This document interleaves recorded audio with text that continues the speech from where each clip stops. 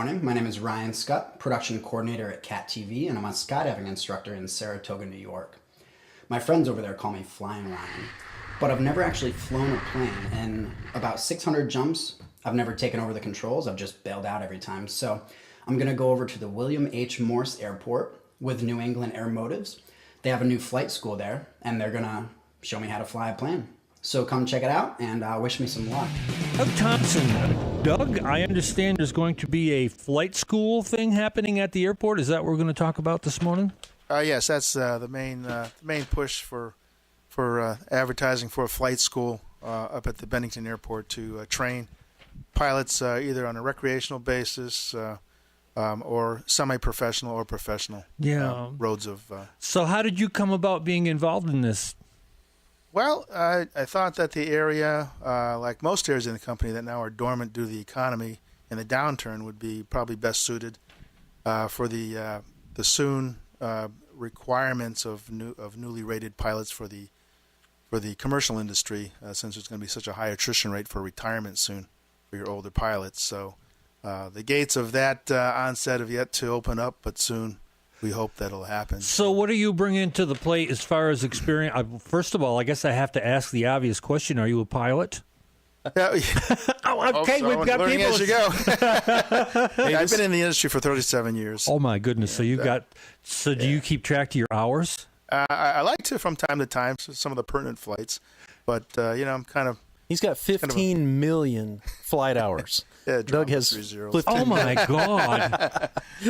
15,000. Boy, Over you 15,000. turn those into joke. frequent flyer mode. You could go to the moon. I wish I could turn the clock back on that. That's right. Hey, we actually calculated it, Dave. If Doug was to sit in an aircraft for 8 hours a day, he would sit in an aircraft for 6 years, and that equals up the flight time. Oh, my goodness gracious. Oh. So somebody that has absolutely no idea how this whole process starts, you don't run out to the airport and get into the cockpit of an airplane and take off. There's probably some groundwork that goes, ground school. Is that how this starts? Yeah, we got to put the entire picture together. As a student, it's pretty perplexing and it's pretty complicated, but if you really sit down and think about it, it's no different than if you're going to go and drive a car in a metropolitan area in bad weather. You want to make sure you have the fluids for the windshield and proper tires and the brakes, everything works, and of course the precautions of driving in a different environment than normal. Same thing flying is, of course, you need to check all the systems, make sure they're up to par,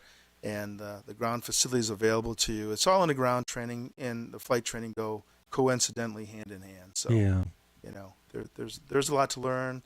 There's a lot to do, and there's a lot of gratification behind it as well. So when will this start? We hope the school. We actually had we had some introductory flights today. The weather, this has been a horrible winter. Yes, it has. And we wanted to start several weeks ago, but it seemed like every week we'd say this is the week, and then here come another nor'easter or a 13-inch snowfall, and it's just not conducive to flying. And today we had a beautiful day. We had actually today was our first day of officially opening the school. Yes, sir. As we speak. Yes. Wow! Congratulations on that opening. Ryan Scutt from Cat TV came out, took an introductory flight. So did Ryan ride right seat this morning? Or? Yeah, nobody seemed to want to sit in the left seat. The view's the same. Next time is fine. Oh, let's get that straight now. In a car, an American car, the driver's side is on the left, and your wife, who's the co-pilot, sits on the right. Don't turn left. But when you get in the airplane, depends what country. You're right. Yeah. So the pilot sits on the right side. Yeah, typically it's a left side on fixed-wing aircraft. Oh. Left side. Yeah, that's what I thought. Left side, and then the co-pilot's on the right. That's correct. Yeah, all right. Well, I thought maybe I got up on the wrong side of the bed this morning. But you can still manage flying the aircraft from either seat. So. Yeah. So what size aircraft will you use for the training? Good question, Jeff. It's a small Cessna Trainer 150. It's been time tested throughout the years. It's the plane I learned on. You have to fly the aircraft. There is no automation on these aircraft. Is it single engine? Single engine. That's correct. Yeah. Well, they don't do sticks anymore, do they? Well, I'll tell you, that's an interesting topic you bring up. I think in the recent past, a lot of emphasis has been on not just aviation decision making, but high automation. So now I think the tables are turning whereby I think more emphasis can be put on stick and rudder skills, the actual flying of the aircraft, and that will be the grassroots of the instructing, and will also follow through to the professional levels of aviation later on and throughout the career. Yeah, so you're not going to get in your airplane and push autopilot right off the bat. No. But the aviation decision-making is just as important as well. One of the things somebody might be wondering is how can I be in Bennington and be a pilot? How can I make a career out of that? Right.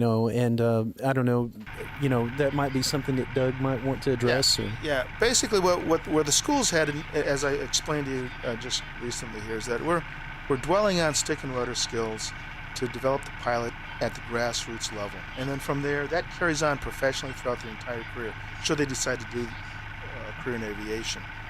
Any of our listeners that might be interested in what we're talking about today and activities at the airport. I know years ago on a Sunday afternoon we used to take the kids and go out to the airport just to see what's going on. Is that still possible? Do you welcome that kind of thing? Yes. The airport, it's a public airport. It's for public use. We have a terminal building there that you can come in. If somebody wants to come up and have an introductory flight, we offer $75 intro flights. You can fly. Doug will fly you all over Bennington. You can circle the monument, not at a low level, but you're not going to buzz the tower past the monument. No. But it's there's some awesome scenery to see around here. The foliage. Anytime anybody wants to come up, or just like you said, just hang out at the airport, see aircraft. I mean, I know that the individuals that are at the airport welcome that. There's aircraft owners up there.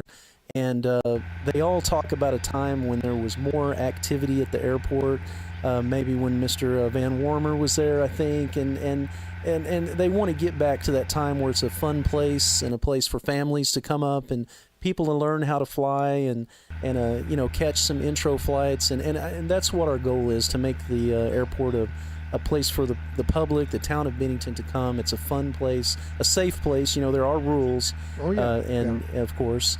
And, it's a place, as Doug was saying, where now they can receive training on a professional level. Again, they might want to take the kids out on a Sunday afternoon, the sun is shining, and just to see what's going on at the airport and what the options might be and possibilities.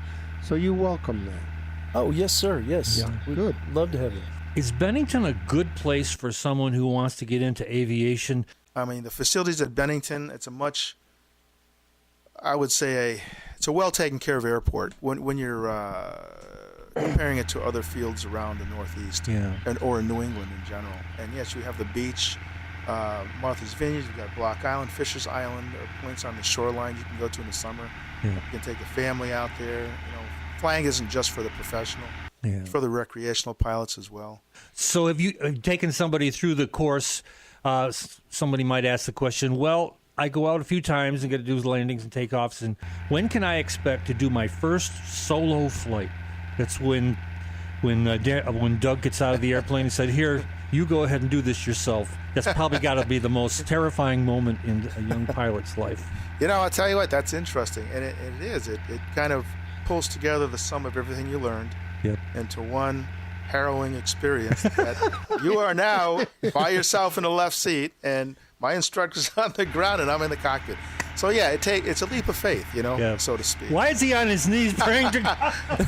Come back with his airplane. But no, the answer to that question is it's a dual action whereby the instructor feels the student's ready, and the students will display a level of confidence and willingness to go ahead. Landing is a big job. Is that the toughest? Well, whenever you're low and slow to the ground, whether it's takeoff or landing, you've got to be on the money. You've got to be paying attention and to the basic flight criteria of flight. So. There's something about flying that there's a draw to that. There's a magnetism for that, and if you can find out whatever that magical recipe is, and you get the folks out there and more interested in this, because once they get the bug, it's usually like anything else. You take a like to it and you want to pursue it. And Doug, it sounds like you're ready to take the reins here. You've got a lot of experience And obviously you love to fly. You can just see.